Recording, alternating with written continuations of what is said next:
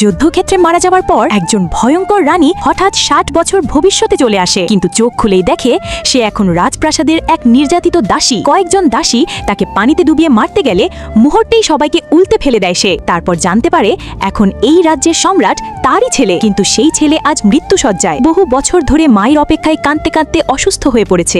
সম্রাটকে দেখতে চাইলে যুবরাজ তাকে অপমান করে তাড়িয়ে দেয়, কিন্তু মেয়েটা যুবরাজকে এমন এক গোপন কথা বলে যা শুধু রাজ পরিবারের লোকেরাই জানে। এরপর তাকে সম্রাটের কক্ষে নিয়ে যাওয়া হয়। বিছানায় শুয়ে থাকা বৃদ্ধ সম্রাটকে দেখে মেয়েটার চোখে পানি চলে আসে, কারণ এটাই ছিল তার সেই ছোট ছেলে। অন্যদিকে উদ্ধত রাজপুত্র আবার তাকে অপমান করতে গেলে একটা কাঠের লাঠি দিয়েই তাকে হারিয়ে দেয় মেয়েটা। এরপর থেকে পুরো প্রাসাদে শুরু হয় তোলপাড়, কিন্তু যুবরাজের স্ত্রী হিংসায় জ্বলে উঠে তার বিরুদ্ধে ভয়ঙ্কর ষড়যন্ত্র করে। শেষে পুরো রাজপ্রাসাদের সামনে মেয়েটা ব্যবহার করে কিংবদন্তি সেই যুদ্ধ কৌশল, যেটা শুধু সম্রাট আর তার মা জানত। এটা দেখেই সম্রাট কাঁপতে কাঁপতে বলে ওঠে, মা, সত্যিই কি তুমি ফিরে এসেছো?